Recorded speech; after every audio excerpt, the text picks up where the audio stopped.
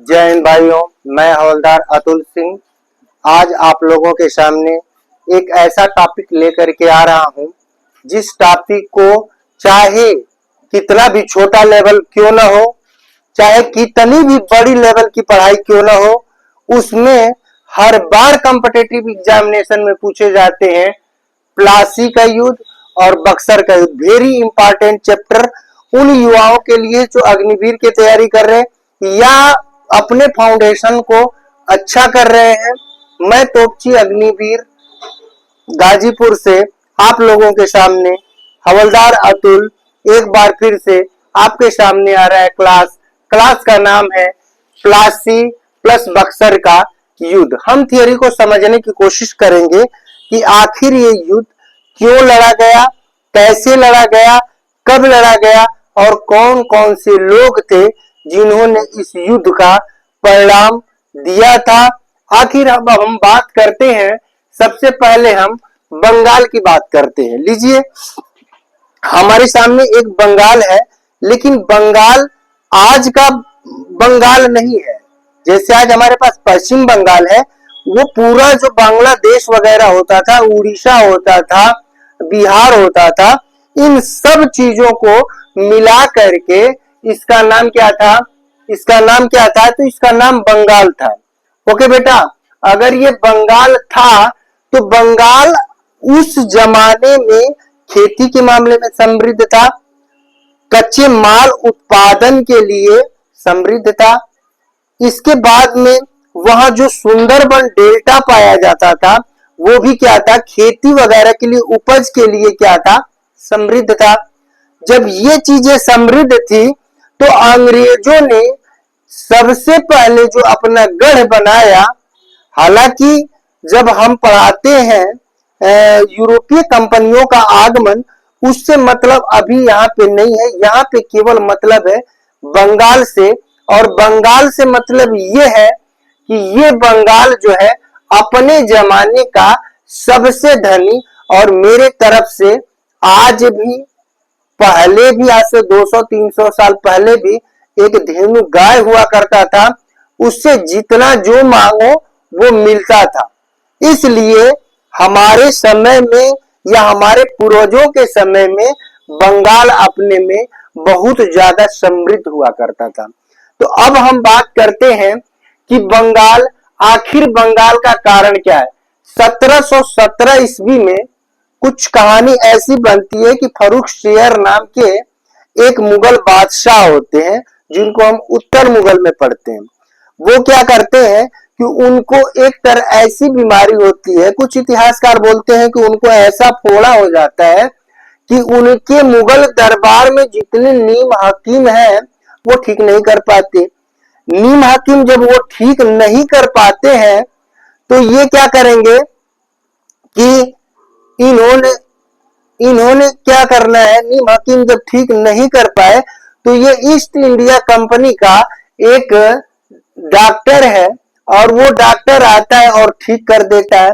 अब ठीक करने की वजह से क्या होते हैं कि ब्रिटिश ईस्ट इंडिया कंपनी को फर्रुखसियर फ्री में व्यापार करने की क्या दे देते हैं? छूट देते हैं। चलिए जी, छूट तो दिए, लेकिन उससे पहले ये बात को जरूर हम ध्यान रखेंगे कि यहाँ पे जो औरंगजेब है एक क्रूर शासक है, और उससे पूरा हिंदुस्तान डरता है। इतना तक कि जो अंग्रेज केवल व्यापार करने के लिए भारत में आए थे वो भी डरते थे। ऐसी घटना एक बार बंगाल में हुई थी, जिसको बुरी तरह से क्या किया था? दबोच दिया था। कौन दबोचा था? औरंगजेब ने अपनी सेना भेज करके, और वो अंग्रेज हाथ पैर पकड़ करके गिर गए थे। इसलिए गिर गए कि भाई हमको माफ कर दीजिए, हमसे ये गलती। यानी कि कुछ हुगली वाले जगहों पे अंग्रेज क्या कर रहे थे? लूटपाट कर रहे थे। अब उसको दबाया, क्योंकि यहाँ पे दिल्ली में शासक कौन है? औरंगजेब। चलिए जी, औरंगजेब मर गए। अब जैसे ही औरंगजेब मरेंगे वैसे ही सबसे पहले बंगाल का क्या होगा? बंगाल का जो नवाब होगा वो क्या करेगा? वो अलग हो जाएगा। किससे अलग होगा? तो वो मुगल सल्तनत से वो अलग होगा। यानी कि किसी राजनेता ने कहा है कि बटोगे तो कटोगे, क्लियर, हमें नहीं पता है कि बटोगे तो कटोगे। यहां पर मुगल से सबसे पहले बटने वाला बंगाल बटा, और बंगाल का नवाब जो है वो बट गया, और बट गया तो ब्रिटिश ईस्ट इंडिया कंपनी क्या थी, तो ब्रिटिश ईस्ट इंडिया कंपनी इनके ऊपर गिद्ध की तरह देख रही थी, और सबसे पहले कोई फंसा ब्रिटिश ईस्ट इंडिया कंपनी के चंगुल में, तो कौन फंसता बाबू, बंगाल फंस जाता है। बातें आ रही है समझ में आप लोगों को, बंगाल फंसा है। अब थोड़ी सी कहानी अब हम इस बात को देखते हैं कि अब तक देखिए 1707 में औरंगजेब की मृत्यु होती है, लेकिन इस औरंगजेब का अंग्रेजों के ऊपर 50 साल तक, कितना बाबू, 57, यानी 50 साल तक इनके दिल में अभी भी डर है। इनके दिल में क्या है, अभी तक डर है कि मैं अगर बोल देता हूं तो मुझे ये क्या करेंगे, जिंदा चबा जाएंगे मुगल। ठीक है जी, तब तक वो शांत है। लेकिन एक घटना ऐसी घट जाती है 1739 में, और 1739 में ऐसी घटना घटती है दिल्ली के अंदर कि नादिर शाह आते हैं और दिल्ली की गद्दी पर बैठे होते हैं मुगल बादशाह मोहम्मद शाह रंगीला। बातें आ रही है समझ में बेटा आप लोगों को। अब वहां पे मुगल सल्तनत के, कितना छोटा मोटा तो है नहीं, लेकिन हम इनको क्या उत्तर मुगल में पढ़ते हैं, मुख्य मुगल में केवल औरंगजेब तक वो खत्म हो जाता है। बातें आ रही है समझ में। अब ये क्या होगा, मोहम्मद शाह रंगीला क्या है, एक नाम मात्र का, क्या है, मुगल का क्या है, ये बादशाह है, नाम मात्र है लेकिन धन तो है। लेकिन कहा गया है कि कुपूत होते हैं ना, कुपूत होते हैं, उनसे राजपाट नहीं चलता है। यानी कि इसको मिला धन दौलत, और इसका एक लोगो था, दिल्ली अभी दूर है। यानी नादिर शाह आ रहा है इसके ऊपर आक्रमण करने के लिए, वहां ग्वालियर से ऐसे पहुंच करके, मतलब अगर आप देखें तो वो पाकिस्तान होते हुए पंजाब होता हुआ ऐसे आया है। और आने के बाद नादिर शाह बोलता है, क्योंकि इसको भी डर है, क्या डर है कि जो बादशाह है वो ताकतवर बादशाह है, हम उससे मिलके थोड़ी सी बात कर लेंगे। लेकिन ये बंदा कहता है अरे यार आने दे, दिल्ली अभी दूर है, ये बोलते हैं नादिर शाह। यानी कि नादिर शाह का ये चीजें हैं कि नंगा दरबार लगाने वाला अगर कोई उत्तर मुगल का आदमी है, बादशाह है, तो उसका नाम है मोहम्मद शाह रंगीला। बोलता था कि मैं दरबार में नंगा हूं, सभी लोग नंगा आएंगे। यानी कि नंगा दरबार लगाने वाला उस मुगल सल्तनत का, जिनकी कलमे इतिहास के 16 अक्षरों से लिखी हुई है, जिसमें अंतिम मुगल बादशाह, मुख्य मुगल बादशाह औरंगजेब की इधर मृत्यु हो जाती है। बातें आ रही है समझ में। चलिए अब थोड़ी सी हम बात कर लेते हैं कि बंगाल के नवाब कौन कौन से थे लोग। तो बंगाल के नवाब में सबसे पहले कौन थे, मुर्शीद कुली खां। क्या नाम है बाबू, मुर्शीद कुली खां। यहाँ के पहले क्या थे, मुर्शीद कुली खां। तो मुर्शीद कुली खां जो थे, उस समय जब ये औरंगजेब हुआ करते थे, तो औरंगजेब के समय में मुर्शीद कुली खां बंगाल के क्या थे, ये दीवान थे। क्या है ये दीवान है।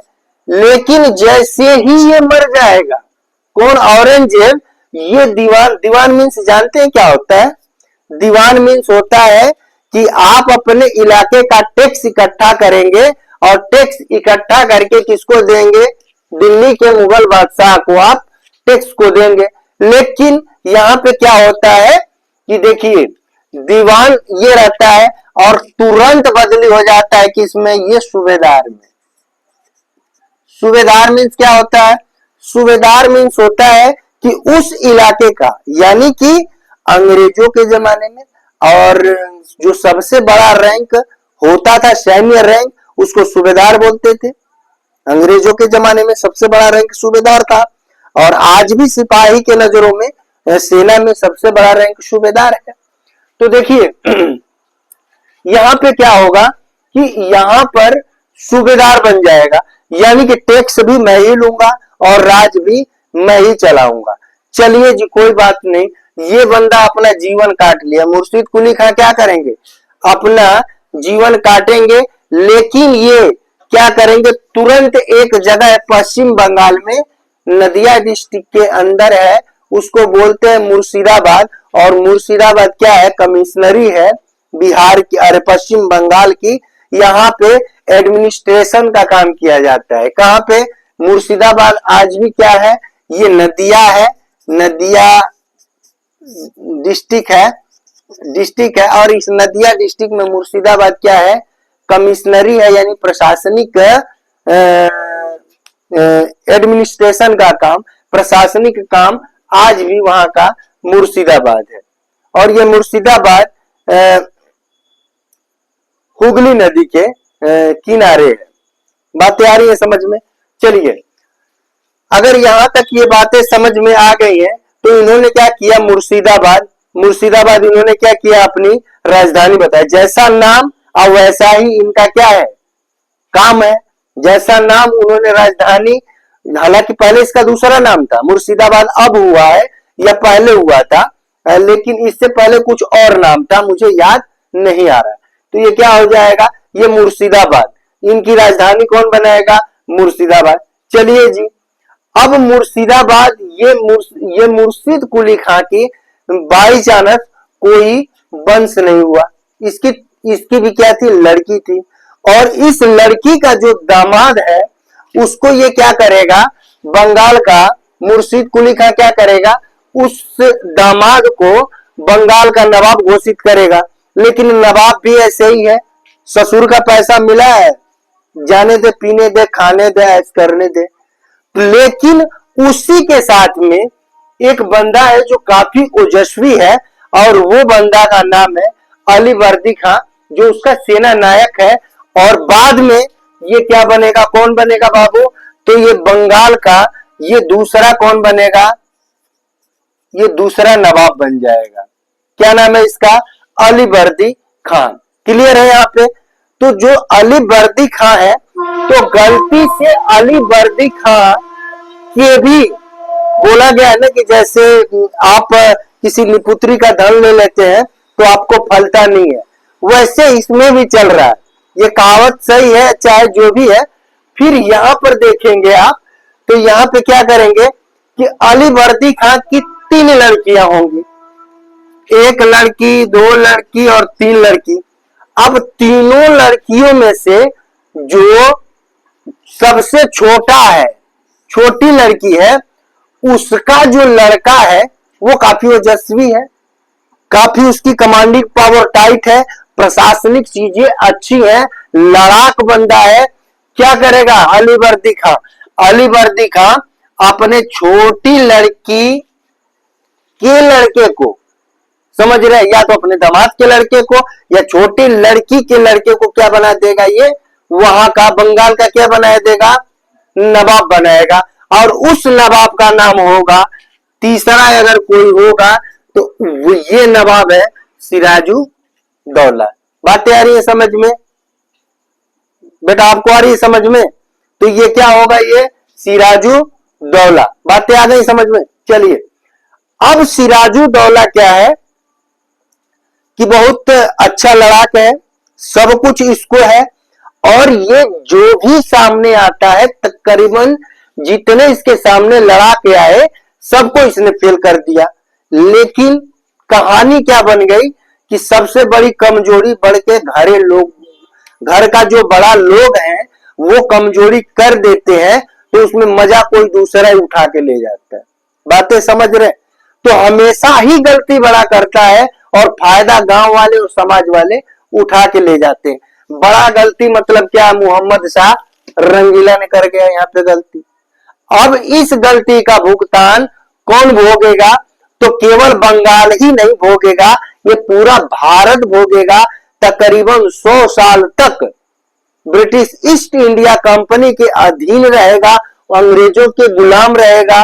इसके बाद में क्रोन जो महारानी का शासक होगा 99 तकरीबन साल तक, उसके अधीन वो हम लोग क्या करेंगे, गुलामी की जंजीरों में जकड़ के रखेंगे।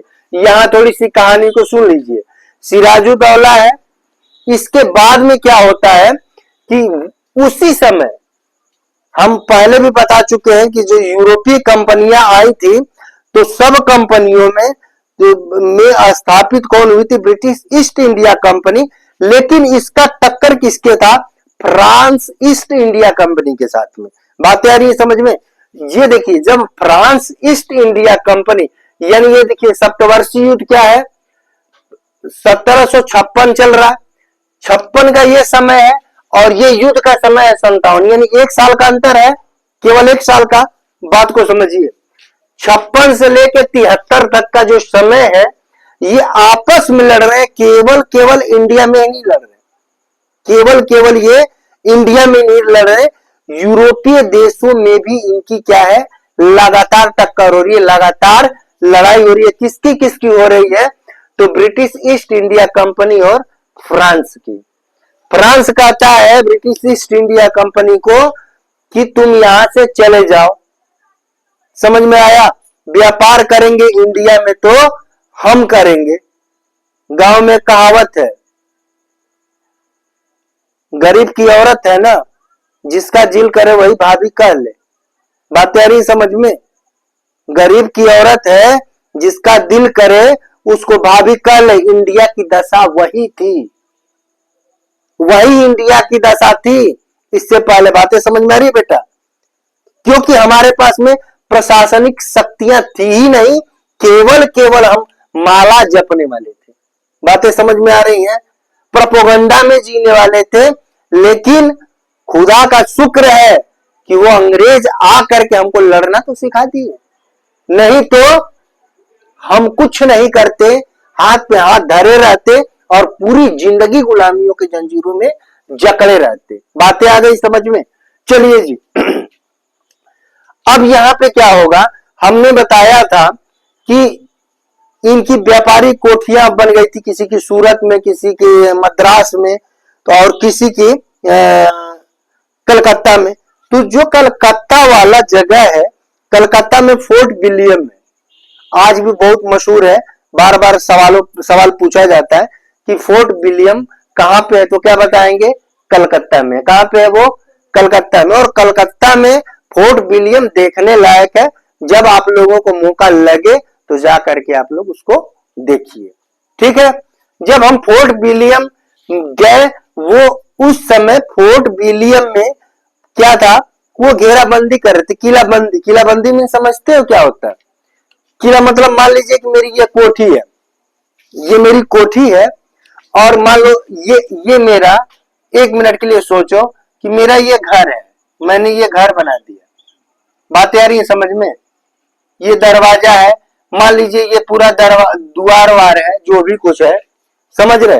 अब इसमें क्या करूंगा मैं, एक दीवार से, इतना बड़ा दीवार, जैसे जेल होल नहीं होता, देखते जेल होल का दीवार, वैसे ही क्या करूंगा मैं, उसकी घेराबंदी कर दूंगा चारों तरफ से, ईंट चुनवा के, फेंसिंग लगा के, और हो सकता है तो आगे पीछे बड़ी बड़ी नदी नहर, उसमें पानी छोड़वा के, समझ में आ रहा है ना, तो बड़ी बड़ी चीजों को सर छोड़वा के।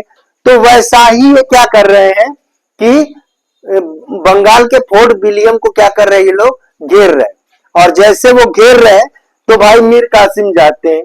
कौन जाएगा, सॉरी, सिराजुद्दौला जाएंगे, माफ कीजिएगा गलती हो गई, सिराजुद्दौला जाएंगे और सिराजुद्दौला बोलेंगे, ओए ये कौन है भाई, ये तुम लोग क्या कर रहे हो, तो बोल रहे हैं हम तो किलाबंदी।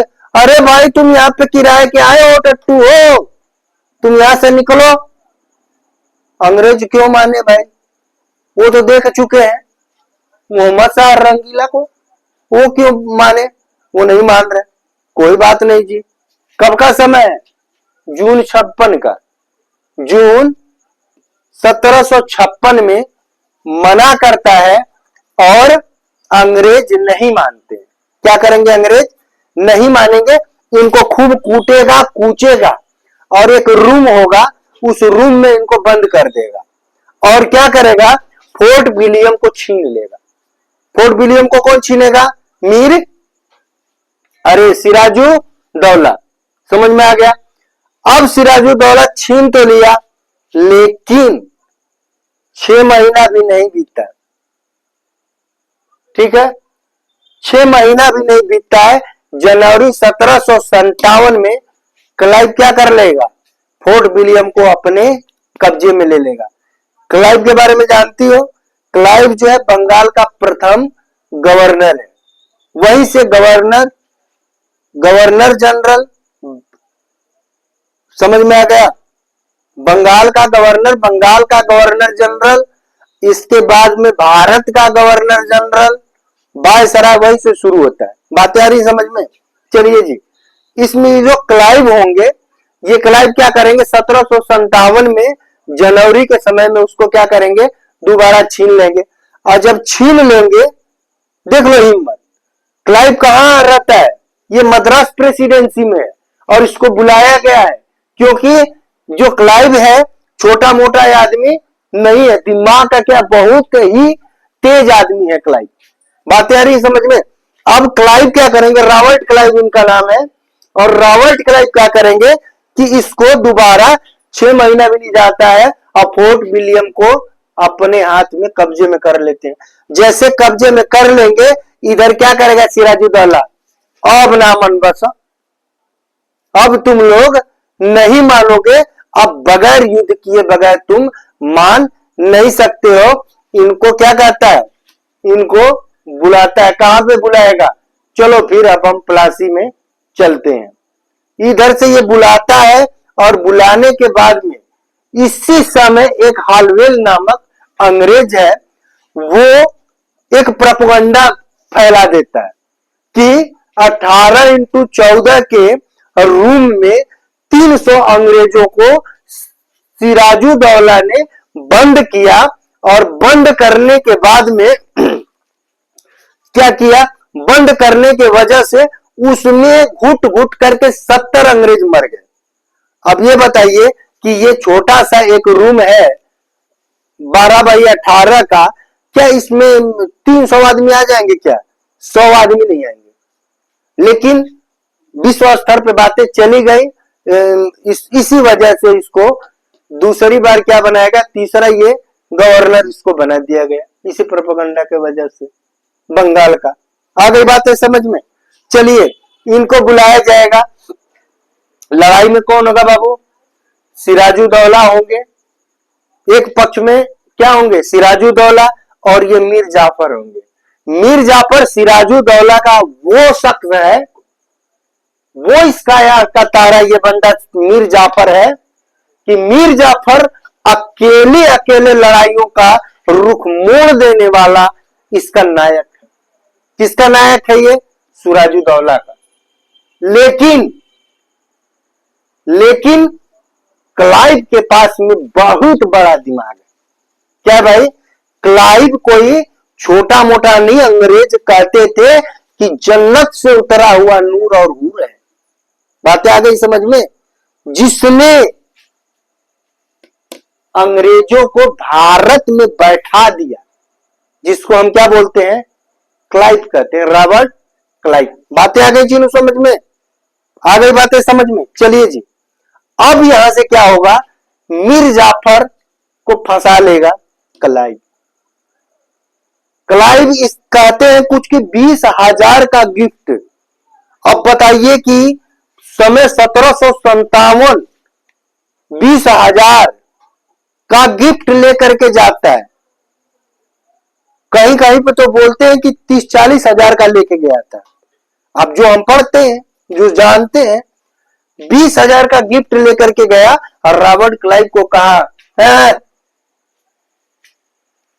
क्यों यार तुम इसके चक्कर में, सिराजुद्दौला के चक्कर में पड़े हो, मेरा साथ दो, मैं तुझे बंगाल का क्या बनाऊंगा, नवाब बनाऊंगा। अब बताइए कि जिस किसी इंसान को थोड़ी सी बात के लिए इतना बड़ा राज मिल जाए तो बोल देगा ठीक है, लेकिन बातें सत्य हैं कि घर फूटे गंवार लूटे। क्लियर है बातें कि यहां पे घर फूट चुका है, यानी सिराजुद्दौला को पता नहीं है कि मेरे साथ में इतना बड़ा विश्वासघात हो रहा है। बातें आ गई समझ में। यानी कि मीर जाफर क्या करेंगे, उस लड़ाई में जाएंगे, एक तरफ सेना होगी सिराजुद्दौला, मीर जाफर, दूसरी तरफ सेना होगी ब्रिटिश ईस्ट इंडिया कंपनी के क्लाइव की सेना होगी। जगह होगा प्लासी, जो आज की डेट में पश्चिम बंगाल में स्थित है। बातें आ गई समझ में। चलिए, ये तकरीबन जो 40 या 50 किलोमीटर की दूरी पे है, मेरे ख्याल से, मैं मापा तो नहीं हूं, मैं ट्रेन से ही गया हूं। तो ये जो जगह है, ये बंगाल जो है अपना हुगल, अरे हावड़ा है ना, जो हावड़ा ब्रिज नहीं है, हावड़ा जो रेलवे स्टेशन है, वहां से जंक्शन से, वहां से ट्रेन मिलती है। चलिए, यहां तक बातें समझ में आ गई। अब बताइए कि इसके पास में, इनके पास में 50,000 सैनिक है। किसके पास में? तो सिराजुद्दौला के पास में 50,000, इसके पास में 3,000 मात्र सैनिक है। अब आप सोचिए कि 50,000 सैनिक अगर पैदल भी चले तो 3,000 को लतवा से दबा के कुचल देंगे। बात आ रही है समझ में। लेकिन कुछ केसेस गड़बड़ हो गए। क्या गड़बड़ हो गए? जिसका मुझे था इंतजार, वो घड़ी आ गई। यानी कि मीर जाफर दिल का टुकड़ा है सिराजुद्दौला को क्या करता है, 60% की सैनिक क्या करता है, बाबर वाले प्लासी पे लगा करके, प्रेसी पे लगाता है, तुगलमा विधि पे, और इसको कहता है कि भैया जैसे मैं फायर करना शुरू करूं और तुम एक को घेर घेर के मारना। और 60,000 सैनिकों को क्या करेगा, इस प्लासी के युद्ध के चारों तरफ भेज देगा। लेकिन जब फायर शुरू होता है, तोप की गन निकलती है, गोला निकलता है सिराजुद्दौला की तरफ से, इधर से ये बंदा कुछ नहीं करता है। यानी कि इसके गद्दारी के वजह से, मीर जाफर की गद्दारी के वजह से सिराजुद्दौला को हार का सामना करना पड़ा रॉबर्ट क्लाइव से। यानी कि इस युद्ध में एक औपचारिक युद्ध था, कोई युद्ध लड़ा नहीं गया था, एक दिमाग के युद्ध से इसमें सिराजुद्दौला हार जाते हैं और रॉबर्ट क्लाइव जीत जाते हैं। बातें आ गई समझ में। ये समय कब है? तो ये समय है 1757 का समय। यहां तक कहानी क्लियर हो गई। चलिए जी, अब अगर मान लीजिए सिराजुद्दौला के बाद मीर जाफर को लालच किसने दिया? रॉबर्ट क्लाइव ने दिया था। अब रॉबर्ट क्लाइव क्या कहेगा, क्योंकि मीर जाफर भी कोई छोटा मोटा खिलाड़ी नहीं है, मीर जाफर भी क्या है, एक ताकतवर सेना नायक था। कुछ इतिहासकार कहते हैं कि प्लासी के पहले युद्ध में, या जब ये जो हमारा चल रहा था फोर्ट विलियम वाले में, इसके वजह से ही वो हारे थे अंग्रेज और छोड़ के भागे थे। समझ में आ गया। अब यहां पे क्या करेगा, मीर जाफर क्या बनेंगे, अब अगला बादशाह कौन बनेगा, मीर जाफर। बातें आ गई समझ में। अब मीर जाफर बने तो, लेकिन यहां पे लगा दिया द्वैध शासन। कौन सा शासन? द्वैध शासन। और द्वैध शासन को लगाने वाला पहला व्यक्ति कौन है? तो रॉबर्ट क्लाइव है। बोला कि कोई बात नहीं, आप क्या करेंगे कि राजपाट आप करेंगे, सब कुछ आप करेंगे, अब हमको टैक्स कौन देगा? अब आप देंगे। जो टैक्स आप मुगलिया दरबार में देते थे, अब देने की जरूरत आपको नहीं है। वो टैक्स किसको देंगे? हमको देंगे, राज आपका, टैक्स का काम मेरा। यानी कितना टैक्स? तो 9%। कितना टैक्स बाबू? 9%। चलिए, कुछ दिन तक ठीक चला, बढ़िया चला। बढ़िया चलने के बाद में यहां पर क्या हुआ, मीर जाफर लगा नूर ना कुर नूर ना कुर नूर ना कुर करने कि ठीक नहीं क्या, हम नहीं दे पाएंगे, ये है वो है।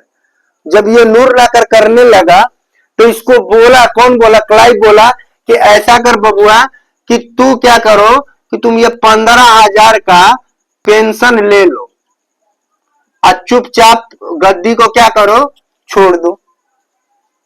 इनको 15,000 के पेंशन पे क्या कर दिया, इनको खलास कर दिया, इनको बैठा दिया। अब किसको करेगा भाई? मीर कासिम। लेकिन मीर कासिम के बारे में पता किसी को नहीं है कि मीर कासिम कितना तेज बंदा और कितना चालाक बंदा है। यहां तो जब तक मीर जाफर था, राजधानी कहां थी? राजधानी मुर्शिदाबाद। मीर जाफर की भी राजधानी कहां थी? मुर्शिदाबाद। कलकत्ता से नजदीक था। जब मन करे अंग्रेज जाए और फर्स्ट क्लास बोरे में हाथ डाले और सर्फी निकाले, पैसा रुपया धेनु गाय की तरह निकाले, और हर तीसरे दिन निकालने के बाद में क्या करेंगे, वो मालामाल हो जाते थे। वो मालामाल हो जाते थे। मतलब इस चीज को देखते हुए मीर कासिम ने क्या किया कि सबसे पहले अपनी राजधानी को बदली कर दिया। यानी कि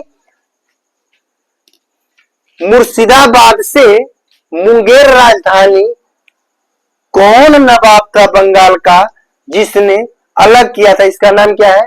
मीर कासिम। क्यों किया कि जब मैं उनसे दूर रहूंगा तो हमारे पास रोज नहीं आएंगे और हमको रोज टैक्स देना नहीं पड़ेगा। इनकी चालाकी मीर कासिम है। कई बार तो ऐसा कुछ कहा गया कि अंग्रेज उधर से आ रहे हैं, इनके ऊपर अटैक भी करवाया कई बार ये बंदा। अब अंग्रेज नाराज हो गए, और जब नाराज हो गए तो इसके पास आए। मीर जाफर वाली कहानी कि भैया हमको 9% टैक्स चाहिए तुमसे, तुमको हम ऐसे नहीं बनाए हैं यहाँ के नवाब, हमको चाहिए। बोला अब कैसा टैक्स? हाँ, कैसा टैक्स भाई, आपको कैसा टैक्स? वो हमारी मेहरबानी समझो कि तुमको यहाँ व्यापार करने के लिए। तुम कैसी बात कर रहे हो? अब तक जितने हुए हैं सबसे मैं टैक्स लिया हूं, तू कौन सा बड़ा तोप खाना बन के आया है, मैं तुमसे भी लूंगा। बोला अगर आप लेंगे हमसे टैक्स तो हम क्या करेंगे, पूरे इंडिया का टैक्स माफ कर देंगे। अब बराबरी हो गया कि नहीं? यानी तुम लोगे कैसे जब मैं इंडिया का टैक्स लूंगा ही नहीं।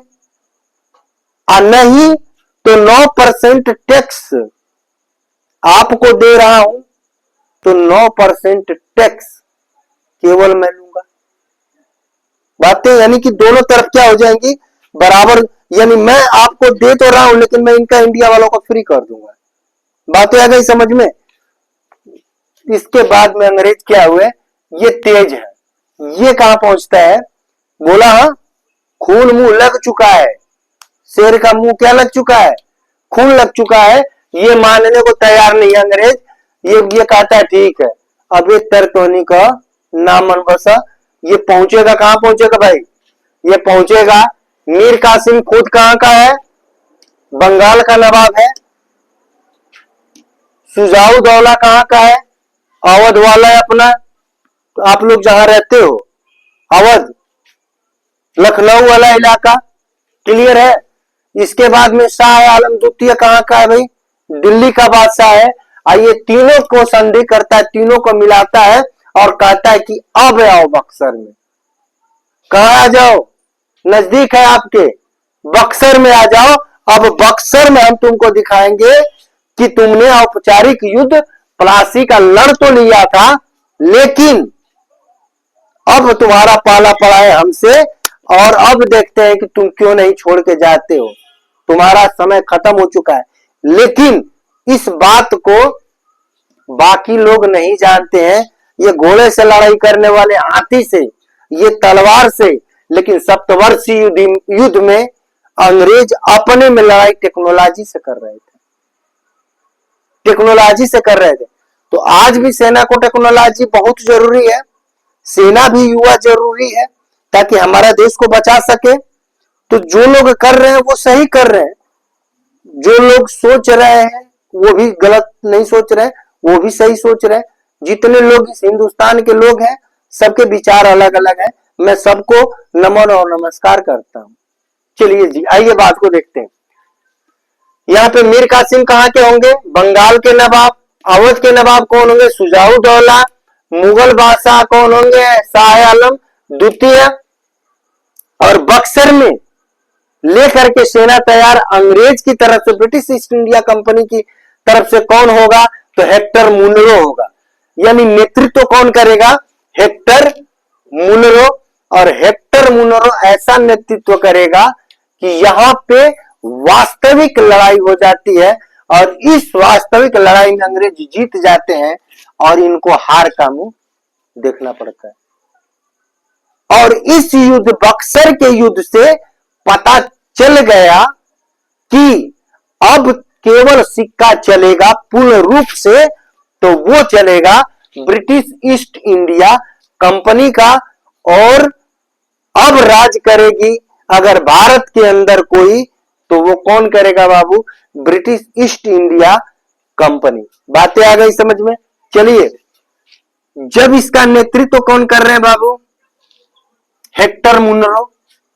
लेकिन उस समय जो रॉबर्ट क्लाइव है ये कहां चला गया? ब्रिटेन में चला गया है। और बंगाल का गवर्नर कौन है? तो बंगाल का गवर्नर है बेंसी टार्ट नाम की एक ये अंग्रेज है। बेंसी टार्ट क्या है? ये है। और ये पूरा इनके समय में मेन भूमिका जाता है हेक्टर मुनरो को। हेक्टर मुनरो क्या करेंगे? लड़ाई को जीतेंगे, गवर्नर होंगे बेंसी टार्ट। लेकिन जीतने के बाद में, जैसे जीत जाएंगे और जीतने के बाद में एक संधि होगी। और इस संधि कब होगी? 1765 में। और इस 1765 की संधि को हम बोलते हैं इलाहाबाद की संधि। और ये इलाहाबाद की संधि इसलिए इंपॉर्टेंट है कि अब आ जाता है कौन? Robert Clive. और रॉबर्ट क्लाइव क्या करेगा? इलाहाबाद की संधि करा देगा। और संधि में क्या क्या बातें होंगी, अब इस बातों को आप लोग ध्यान रख लीजिए। यह कहता है कि क्या होगा बाबू? अब के बाद में बंगाल मेरा, बिहार मेरा, उड़ीसा मेरा, बाहर हिंदुस्तान मेरा देश। विदेशी आए और कह दे कि मेरा, हो गया। पंडित जी लोग हैं, हम लोग हैं, पंडित हैं जाति के, कथा पुराण कह के अपना जीविका चला लेंगे। बातें आ रही है समझ में? तो यहाँ पे देखिए, ये बोलता है कि अब इसकी दीवानी अब खुलेआम अब मैं करूंगा, पूरा पूरा लूंगा, जो भी कुछ लेना होगा मैं लूंगा, रॉबर्ट क्लाइव कहता है। दूसरा कहता है, किससे कहेगा ये? तो ये कहेगा अब इनसे तो ये ले चुका है, क्योंकि मीर कासिम क्या होते हैं? भागते भागते जाते हैं और इनका मर्डर करा दिया जाता है, मर जाते हैं। बचेगा कौन अब? शुजाउद्दौला जो अवध का है। और अवध का जो है इसको बोलते हैं कि भाई मेरा जो आपसे लड़ाई लड़ा हूं उसमें मुझे 3 करोड़ या 4 करोड़ का नुकसान हुआ, उसका भरपाई। ये बोलता है ठीक है जी, जी साहब, जी साहब लोग आपको मैं दे दूंगा, जो कुछ मांगेंगे वो मैं आपको दे दूंगा। बोलता है कि एक कड़ा जगह है, उस कड़ा को कहता है कि भैया कड़ा मुझे चाहिए। कड़ा एक जगह है, कड़ा एक जगह है। वो कहता है कि भाई कड़ा हमको चाहिए। इसके बाद कहता है कि जो चुनार है, चुनार अपने यहाँ है, ये चुनार का जो किला है, ये चुनार का किला क्या होगा? इस संधि में बोला कि चुनार का किला मेरा होगा। बातें आ गई समझ में। चलिए बात को ना बढ़ाते हुए इसके बाद में बोला था इसने, इनको बोला कि भाई आप शाह आलम द्वितीय हैं, आप भी हमारे सेना के साथ में आए थे, आपको भी कम से कम 5 करोड़ का नुकसान कराए हो, भरपाई करना पड़ेगा। शाह आलम द्वितीय भी भरपाई करने के लिए तैयार हो जाते हैं। और एक चीज और कहता है कि जितने भी शासन काल चल रहा है वहां पे हमारे सैनिक होंगे और उनका खर्च वर्च देने का काम किसका होगा, तो मुगल जो भी बादशाह होगा उधर का वो होगा अवध में, ऐसा होगा। इसी के साथ में मैं अपने वाणी को विराम देता हूं। जय हिंद, जय भारत।